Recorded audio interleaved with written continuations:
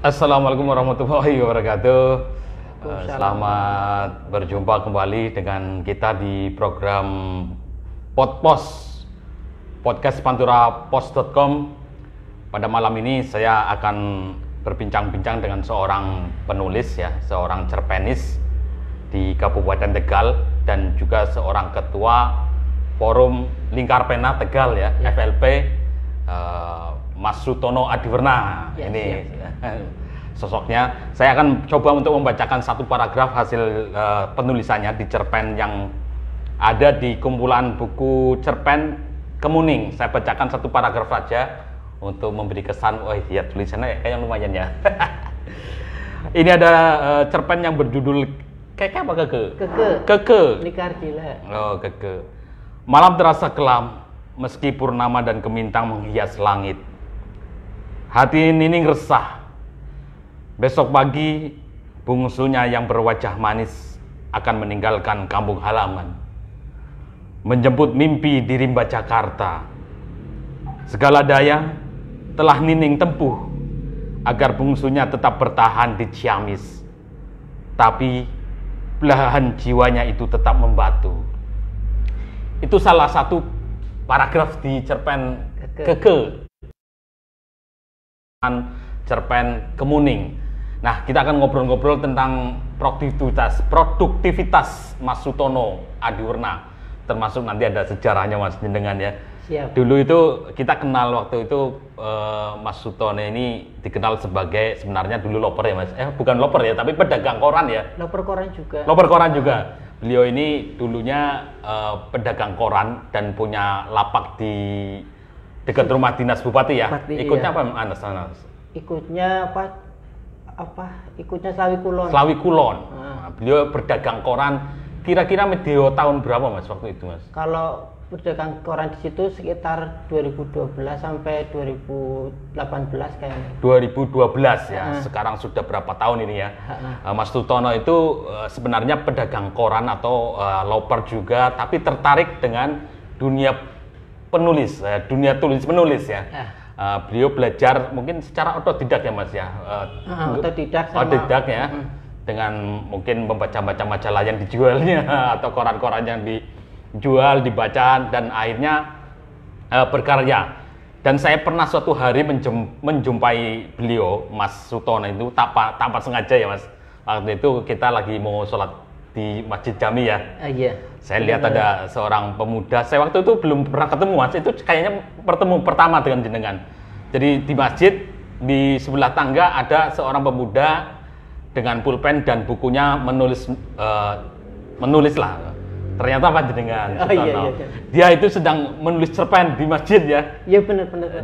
Jadi itulah proses kreativitasnya dan menulisnya ya. Mungkin tidak ada bayangan waktu itu harus pakai laptop atau enggak ya Mas ya. Waktu itu memang tidak punya ya Mas ya. Iya. Tidak punya dan memang menggunakan fasilitas seadanya, tapi kegigihan untuk berkarya itu luar biasa. Nah, saat ini kita ingin ngobrol dengan Mas Sutono. Berarti tumbuh kecintaan atau keinginan membuat cerpen atau karya fiksi itu sejak kapan Mas ya? Itu karena sejak kecil itu suka baca ya. Waktu SD itu suka baca. Kalau beli nasi kan biasanya bungkusnya koran itu kadang ada ceritanya saya baca. Terus kadang pinjem di perpustakaan. Terus dulu pernah juga disuruh dagang es lilin. Kalau zaman dulu kan es lilin itu dikelilingin ya. Sekolah, nah, keliling kampung sih, keliling kampung. Nah, upahnya itu selain dapat uang dari es lilin itu, yang punya es lilin itu langganan majalah Bobo. Jadi selain dapat uang untuk saku sekolah, dapat pinjaman majalah Bobo juga, Bobo dan lain-lain. Terus kalau punya uang itu biasanya suka beli majalah bekas kayak gitu, koran bekas. Punya karena keterbatasan tapi suka baca. Akhirnya kayak gitulah pokoknya. Iya. Jadi akhirnya, tapi memang keinginan membaca cukup kuat waktu itu ya, dan mulai menorehkan atau membuat tulisan itu kira-kira membuat karya tulis ya, karya fiksi itu kapan itu? Dengan alat mungkin yang hanya pakai buku, pakai pulpen. Tapi sejak SMP itu sudah mulai ngirim-ngirim. SMP sudah mencoba ngirim-ngirim ya. Ke majalah MOP, tapi bukan cerpen sih, paling kayak puisi, terus pengalaman lucu, terus sahabat pena itu ngirim ke MOP, tapi nggak pernah dimuat. MOP saya ingin ya, MOP itu majalah Jawa Tengah pelajar ya, majalah pelajar di Jawa Tengah era tahun 80 90 sampai 2000 awal lah ya. Sampai 2000 awal masih ya. Saya SMP masih kayak awal ya, saya SMP berarti masih awal itu. Dan sampai 2000 awal masih ya. Itu memang majalah pelajar di Jawa Tengah, dan di situ banyak karya-karya baik puisi, cerpen, kartun, karikatur, dan saya juga waktu itu tertarik, tapi nggak pernah berkarya ngirim. Jadi Mas Sutono sudah mulai ya, mengirim-ngirim. Ada yang nyangkut nggak Mas? Nggak ada. Di MOP nggak ada yang nyangkut. Itu SMP ya. SMP. Tapi tidak mematahkan semangat ya untuk. Karena waktu itu sih belum, cuma seru-seruan, belum cita-cita ya. Oh iya. Jadi kalau paling kersulannya itu paling udah buang-buang waktu buat apa, beli perangko, beli kan aman-aman ya harusnya buat sanggup disuruh dibuang kayak gitu ya. Tapi tidak putus asa kan ya, artinya tetap terus berkarya ya. Jadi yang paling menurut jenengan karya Anda yang mulai membuat Anda semakin yakin sebagai penulis itu pas apa Mas? Waktu SMA itu pernah juara kritik di koran, di radio RCA kayak gitu kan. Kalau Rindu kan ada tanggal lagu, terus itu ada lomba kritik buat apa, kreativitas itu kayak gitulah. Terus menang, kok menang, dapat hadiah itu kasetnya Pandian Project kayak gitulah. Terus SMA itu nggak nulis lagi. Terus setelah keluar dari pekerjaan, sebelum jualan koran, ini cerita sedikit nggak apa-apa ya, cerita. Sebelum jualan koran itu pernah jadi sales door to door, kayak bawa parfum, pengharum ruangan. Tapi di sales itu saya ngerasa apa ya, kayaknya yang dilakukan sehari-hari cuma cari uang terus, makanya kayak gitu. Habis buat cari uang. Maksudnya pulang berangkat jam 8, nanti pulangnya kadang nyampe jam 10 malam karena kan apa, kadang tergantung bis atau apa ya. Karena terus kan kadang hambatan wilayahnya itu susah angkot, akhirnya kan kadang nyampe di kantor, sampai di mes itu malam, akhirnya kan nggak ada itu ya. Pas dilalah pabriknya apa, CV-nya itu puput, akhirnya mau apa, karena pengen cari lowongan kerja baru apa, sering ke perpustakaan, baca koran, lihat lowongan, terus lihat lowongan, terus kalau korannya udah habis semua, baca buku-buku, akhirnya dari situ mulai pengen jadi penulis ya. Terus mulai jual koran begitu setelah tadi ya. Setelah keluar dari itu terus kan jual koran. Cari lowongan kerja. Pas suatu hari itu pas di ujung Gresik ada lowongan koran jadi loper di Padasuki, kayak naik Padasuki yang Padasuki. Mungkin Padasuki nontonnya. Itu di ujung ada lowongan jadi loper koran. Karena memang waktu itu pengen cari kerjaan, terus pengen cepet cari informasi, akhirnya daftar jadi loper gitu. Keliling. Penghasilannya itu waktu itu berapa ya? Sebulan 4.000. Ya, koran apa Mas? Wawasan pernah dijual ya, keliling ya. Iya. Terus akhirnya punya lapak dari koran, dari pengecer punya lapak sendiri. Punya lapak sendiri sih, karena difasilitasi, karena koran-koran titip kayak gitu kan. Titip akhirnya jangan punya tempat ya, punya tempat di tadi yang disebut di dekat rumah Bupati itu ya, di situ.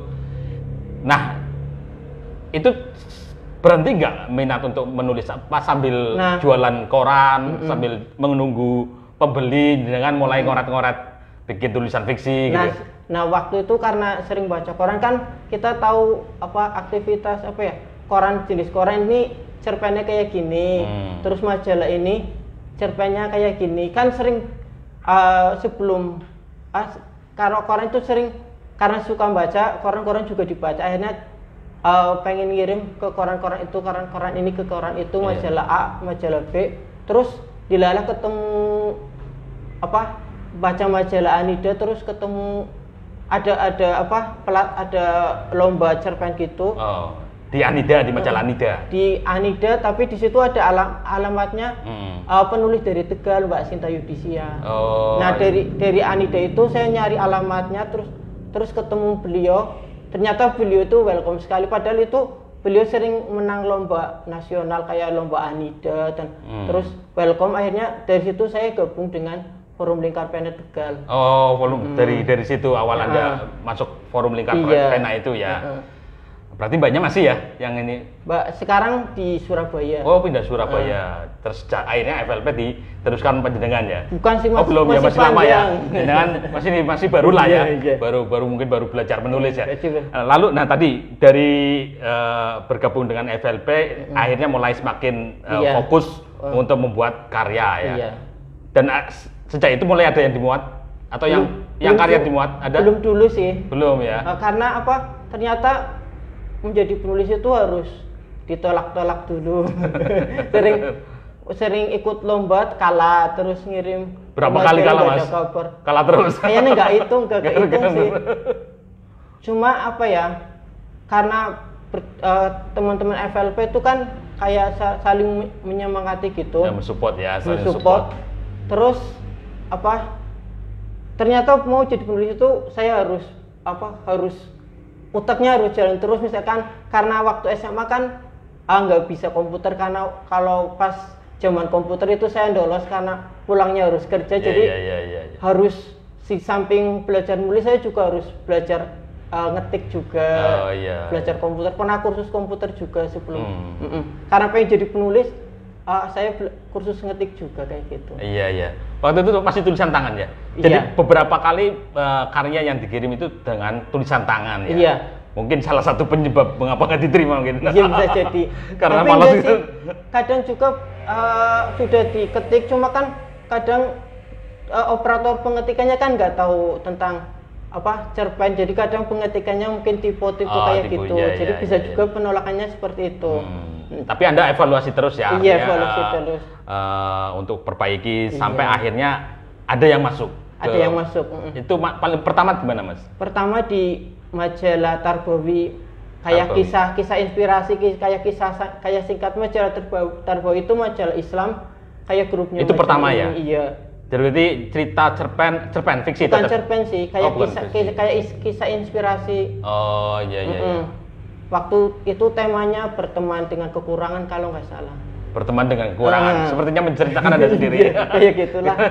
Terus padahal itu waktu ngirim itu pakai tulisan tangan, terus kertas folio. Pas dimuat kan, ini redakturnya telaten banget. Tulisan aku kan nggak bagus ya, biasanya kan laki-laki memang kalau nulis jelek lah ya. Iya. Beda kalau perempuan kan rapi ya, kayak ceker ayam gitu.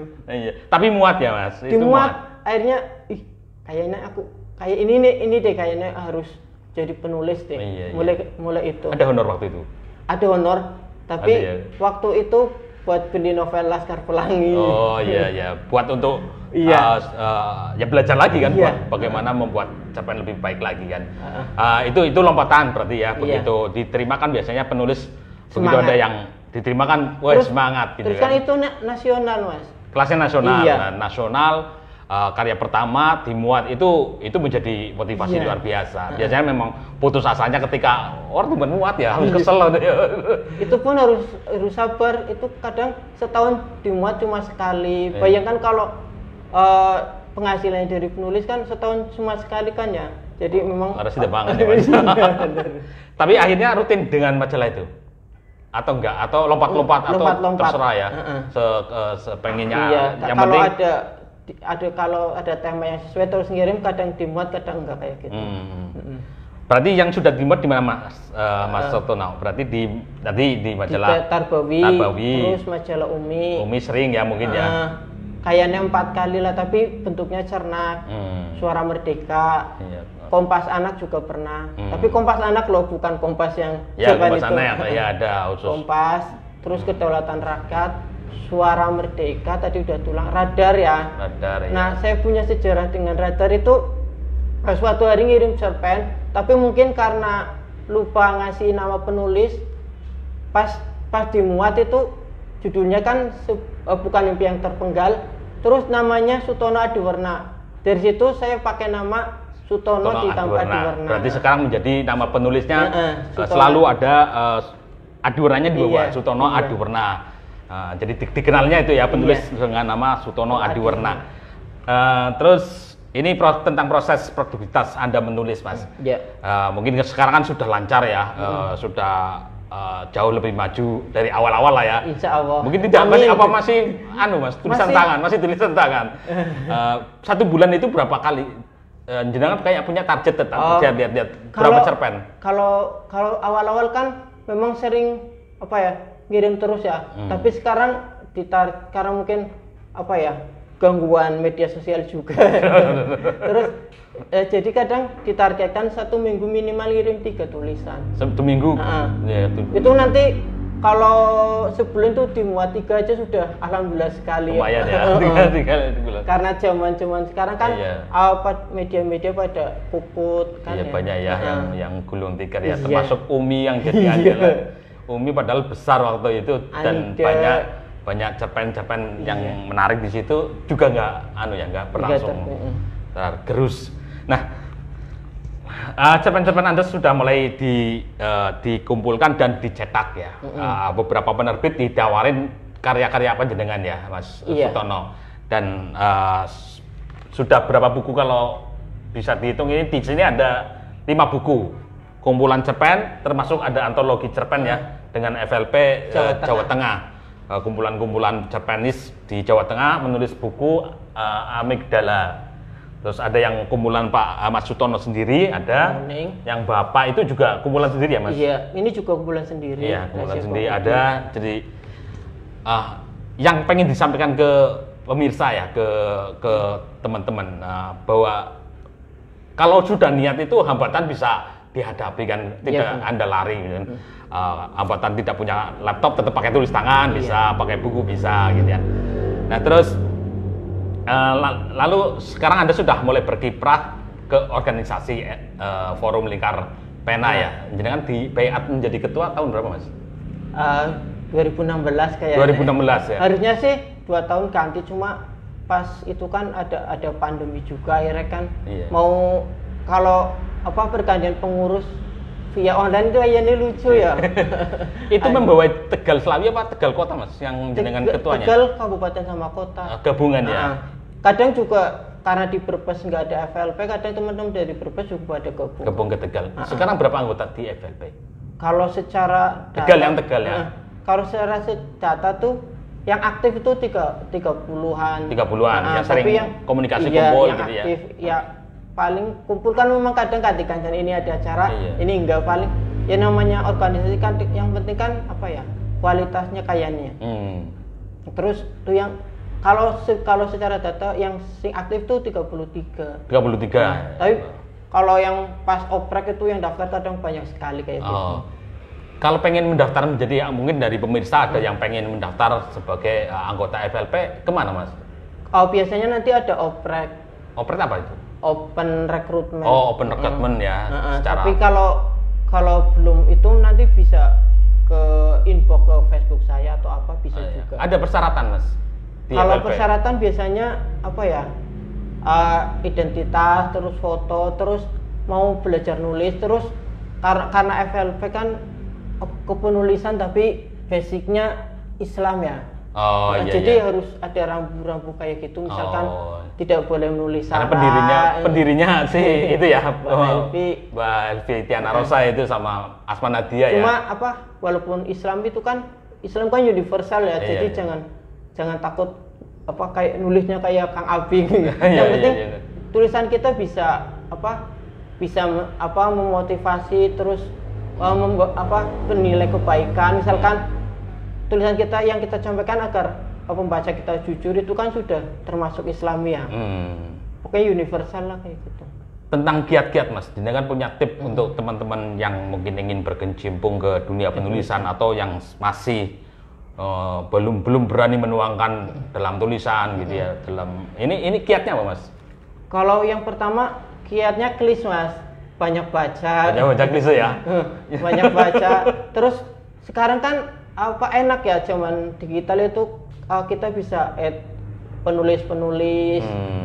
Kita cari Instagram penulis, Facebook penulis kan bisa juga bisa referensi. Terus penerbit, akun penerbit, akun penerbit juga bisa di follow. Kita sekarang gampang, kalau zaman dulu kan kayaknya susah. Dari alamat jauh dan komunikasi juga susah ya. Kalau ini sudah misalkan ngirim bisa komunikasi DM gitu ya. Naskahnya sudah sampai mana gitu kan. Terus itu juga Mas, sekarang kan ada platform digital kayak Wattpad, terus kita bisa nulis di sana, terus atau Instagram juga banyak teman-teman penulis yang awalnya captionnya bagus-bagus, terus karena yang viewernya ribuan jadi buku juga bisa. Jadi zaman sekarang itu asal mau banyak membaca. Berarti niat tinggal soal kembali ke pribadi ya. Kalau sarana fasilitas pendukung lebih banyak sekali gitu ya. Dari HP pun bisa nulis, nggak usah pakai email kan bisa ya. Jadi intinya di pribadi masing-masing ya. Niat enggak gitu kan. Tidak ada keterbatasan kayak zaman orang dulu kan. Kurang laptop, kurang ini dan sebagainya. Nah, itu salah satu kiatnya ya. Lalu nyun sewu, kira-kira kalau menjadi penulisan ini dengan karya ini kita bicara tentang seleri dari penulis itu gimana Mas? Itu kan ada buat motivasinya. Oh iya benar. Penulis gitu. Kalau saya sih kayak itu, kalau menurut saya itu masih dalam tanda kutip. Tapi kalau mencontoh kayak nulis kayak Mbak Asma, terus Andrea Hirata kan mereka bisa bisa bikin rumah baca di seluruh Indonesia, terus bisa bikin museum kayak Andrea Hirata kan, bikin museum. Terus kayak Mbak Lestari juga difilmkan, itu kan insya Allah bisa mencukupi ya. Bisa. Atau kalau yang sudah punya brand kayak Terelie kan bikin tas merek Terelie juga laku juga, nanti tinggal di quote apa gitu. Oke. Jadi teman-teman yang memang bersemangat untuk terjun ke dunia tulis menulis ya, tadi yang soal keterbatasan fasilitas sudah tidak ada masalah ya. Tinggal soal keniatan, lalu tentang ini prospek nggak untuk ke depan. Saya kira prospek tergantung masing-masing ya. Artinya. Terus itu kan medianya sekarang banyak Pak. Kemarin ada temen yang minta nulis quote di kaos, tapi bener-bener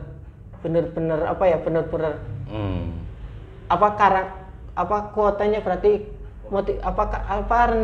kutipan itu benar karya saya. Gitu ya. Oh ya, ori ya. Iya, ori itu juga bisa kan kadang kayak gitu. Terus kadang pernah saya ketemu juga ada kaos terus puisinya Chopin. Jadi media penulis itu kan sekarang banyak sekali asal mau kreatif gitu. Berarti jenengan sekarang sudah lingkarannya penulis nasional ya kayaknya ya sekarang. Amin. Kayaknya sudah masuk lingkaran penulisan nasional. Beberapa kali saya baca di status Anda buku-bukunya, cerpennya bergabung dengan Asma Nadia ya. Ada ya yang ada itu waktu itu lomba menulis Cinta Dalam Aksara itu yang ikut sekitar 5.000. Alhamdulillah kesaring. Masuk ya. Jadi dari 5.000 saring berapa itu Mas? Kayaknya itu berapa? 15 apa 18? Oh iya. 20 sama Mbak Asmanya sih. Oh, jadi itu, dalam satu antologi ya? Iya, dalam kumpulan satu cerpen antologi itu. Ya. Itu berkesan sekali karena nggak nyangka dari 5.000 peserta nyangkut, walaupun waktu itu pemenang 13 apa ya? Bukan pemenang pertama. Dan soal pendidikan ya, jenengan kan SMA ya, SMA. Itu tidak mematahkan semangat lah untuk Insya Allah enggak, cuma memang kadang kalau pendidikan lebih baik kan kita lebih explore-nya lebih enak ya. Jadi walaupun menulis itu dengan ijazah apapun, tapi saya selalu punya, kalau ngajar ekskul jurnalis, saya selalu menekankan pada anak didik saya itu untuk meraih cita-cita lainnya. Jadi apapun profesinya nanti misalkan mau jadi dokter, bisa jadi dokter yang menulis kayak Mirawe Markate. Kalau kayak Pak Taufik Ismail kan itu aslinya dokter hewan ya. Dokter iya. Terus kalau mau ada yang arsitek jadi penulis kayak Mas Kurnia Effendi kan nanti dari ilmunya tuh bisa merangkum ilmu kedokterannya bisa lewat novel, bisa lewat cerpen kayak gitu.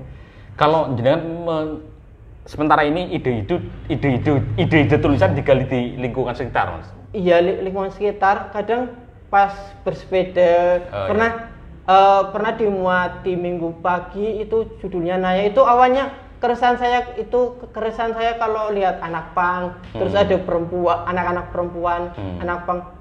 Anak pang itu bukan saya memandang negatif ya, karena anak pang juga kadang saya juga pernah melihat ada mobil mogok terus anak pang yang dorong juga ini. Itu kan positif ya. Cuma keresahannya itu kalau anaknya cewek ABG terus pagi-pagi sekali sudah di jalan raya kan, malamnya kan ya namanya dunia malam kan ya, maksudnya kasihan kayak gitu.